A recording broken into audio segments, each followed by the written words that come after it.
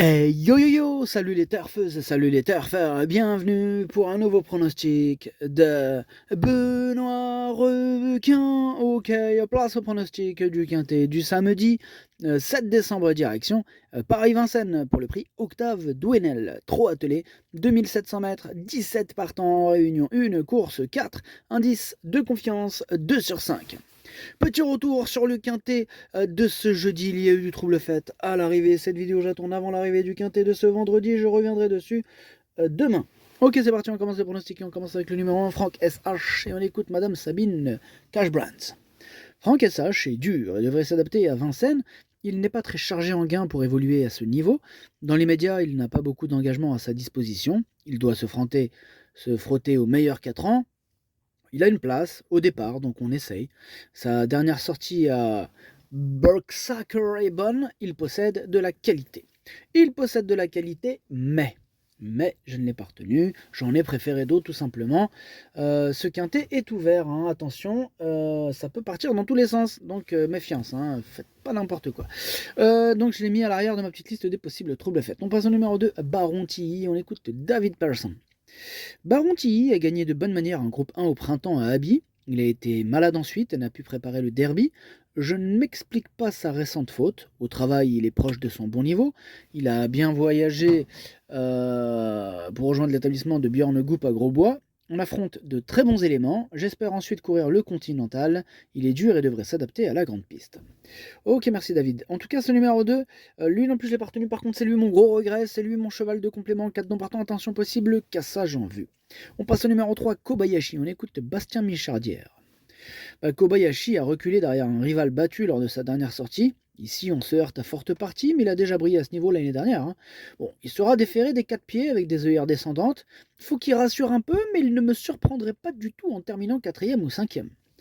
Ah bah ça serait malheureux quand même, hein, parce que lui je l'ai écarté, donc là franchement, lui s'il termine à l'arrivée, là mon pronostic il tombe à l'eau, tout simplement. Donc moi je l'ai pas retenu ce numéro 3. On passe au numéro 4, Canto Avis, et on écoute Marc Sassier. Canto Avis a bien lutté jusqu'au bout dans la finale régionale des 4 ans à Laval, après avoir dû faire le tour des autres. Il retrouve les meilleurs ici. Je le plaque des antérieurs pour lui laisser du confort. Il a déjà affronté les meilleurs et battu certains. Il est très régulier et demeure capable de se placer à ce niveau. Il a ma confiance. Oh, vous voyez qu'il est ouvert ce quintet parce que même ceux qu'on écarte, les entraîneurs ils sont chauds donc ils te mettent le doute. Mais ça prouve qu'il est vraiment ouvert ce quintet. En tout cas, bref, ce numéro 4, je l'ai pas retenu non plus. Il est en plein milieu de ma petite liste des possibles troubles faits. On passe au numéro 5, Immortal Duck, et on n'aura pas les commentaires de l'entraîneur. C'est Frédéric Wallin qui est parti pêcher avec Philippe Allaire et Captain Ian Barber en personne. Amusez-vous bien. Bref, ce numéro 5, lui, je ne l'ai pas du tout retenu. On passe au numéro 6 et on écoute Laurent-Claude Abrivard. Il n'était pas au mieux cet été, nous avons préféré l'arrêter. Bon, après une rentrée correcte dans le Marcel Laurent, il a bien gagné en dernier lieu. Il est revenu au mieux, il ne faut pas qu'il se mette en route trop tôt, mais il a sa place dans les 3 premiers d'une telle épreuve. Il a sa place dans les 3 premiers, nous dit Laurent-Claude Abrivard. Je ne suis pas du même avis, moi je le vois bon dernier de mon pronostic, hein, voilà. On passe au numéro 7, Caviar ici, mais on écoute Mathieu Mottier. Écoutez, Caviar ici me reste sur une 3e place encourageante, sans être très chanceux dans la montée. Il monte de catégorie, mais il est resté au top et a déjà bien fait à ce niveau. Il avait d'ailleurs battu Keep Going l'hiver dernier. Il apprécie les courses sélectives, avec un bon déroulement de course, il peut terminer dans le quintet. Il peut terminer dans le quintet, nous dit Mathieu Mottier. Moi, je suis pas trop d'accord avec lui, j'en ai préféré d'autres, hein, donc je ne le retiens pas. On passe au numéro 8, Kénan de Joude, et on écoute Jean-Philippe Monclin. Kylian de Joude a désormais 2 courses dans les jambes après avoir fait un break cet été. Il n'avait pas le droit à certains engagements et je n'ai pas voulu le présenter sur les 2100 mètres, ce qui explique qu'il n'a pas couru depuis un mois. Il est prêt et sera déféré des postérieurs et plaqué devant pour la première fois. Je ne veux pas lui donner une course trop dure, mais il est capable de jouer les bons rôles. Moi, il me plaît beaucoup ce numéro 8. Je pense qu'il peut faire mal et je l'ai mis 4e. On passe au numéro 9, Kamehameha, et on écoute Antoine Lérité. Kamehameha m'a laissé une très bonne impression dans le prix de Chenonceau. Il a fourni une fin de course encourageante après avoir dû s'exprimer trop tardivement. Le déferrage lui a fait du bien. Il sera mis de la même façon et je vais certainement lui rajouter les œillères qui s'abaissent. Le lot est très bien composé, mais avec un bon parcours, il peut accrocher la 5e, voire la 4e place. Ok, merci Antoine. Moi, ce numéro-là, il ne me tente pas, donc je ne le retiens pas. On passe au numéro 10, Carl Sfela, et on écoute Mademoiselle Emma Soulois. Calsfella s'est imposé plaisamment lors de sa dernière sortie. Cette tentative avait pour but de préparer l'objectif de samedi. Il arrive donc au top au bon moment. C'est un cheval tardif qui sera encore meilleur à 5 ans. Il est aussi à l'aise sur les 2700 mètres et Paul Ploquin le connaît bien. Tout se présente bien. Tous les feux sont au vert. Calsfella peut faire du bruit samedi. Moi, je l'ai gardé 5e.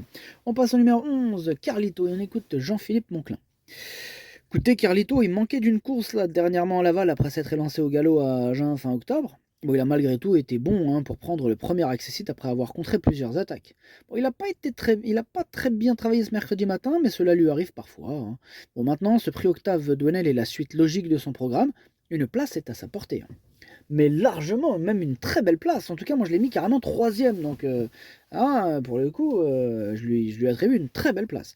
On passe au numéro 12, Canada, et on écoute Théo Duval d'Estaing. Canada débutait derrière l'autostart en dernier lieu et avait trop de gaz pour s'élancer. Il a rapidement compromis ses chances. Ensuite, il a bien suivi. Il sera déféré des 4 pieds pour la première fois. On affronte les meilleurs et le niveau est relevé. Mais il est capable d'accrocher une place. Il retrouve progressivement un bon niveau. Ok, bien noté. Merci pour les explications, Théo. En tout cas, ce numéro 12 me plaît bien. Je l'ai gardé plutôt... pour être exact, je l'ai mis 6e. Voilà. On passe au numéro 13, Cristal Josselin, et on écoute Adrien Garato. Écoutez, Cristal Josselin a effectué une bonne rentrée dernièrement alors qu'il n'avait pas beaucoup de boulot. Il a travaillé plus sérieusement en vue de cette épreuve et nettement gagné en condition. Il faut lui masquer l'effort et qu'il soit détendu, mais il va bien finir sa place dans les 5 premiers. Bien entendu, bon, en tout cas moi je l'ai pas retenu. Voilà, j'en ai préféré d'autres, mais c'est lui le chef et le capitaine de ma petite liste des possibles casseurs de tickets repérés, attention. Je rappelle qu'il est ouvert, ce quintet, attention. On passe au numéro 14, Xar, et on écoute Emmanuel Va. Xar est souvent en difficulté à la fin du dernier tournant et il a perdu la cadence à cet endroit dernièrement dans le prix de Chenonceau alors qu'il possédait des ressources. Il sera cette fois muni de plaques collées devant, ce qui devrait lui rapporter du confort. Sa forme n'est pas à mettre en doute. Il devrait se racheter et accrocher une place, mais la victoire est difficilement envisageable. La victoire est difficilement envisageable, nous dit Emmanuel Va. En tout cas,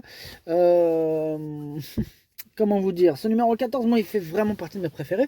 Et je pense que la victoire n'est pas si difficilement envisageable pour cette classe de Xar.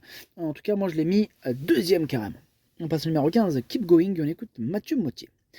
Keep Going a bien tenu sa partie pour sa rentrée dans le prix Marcel Laurent. Je me suis montré un peu trop timide et il s'est retrouvé trop loin au moment du sprint, mais sa fin de course était très bonne. Samedi, il restera ferré afin de préserver ses pieds pour le Continental.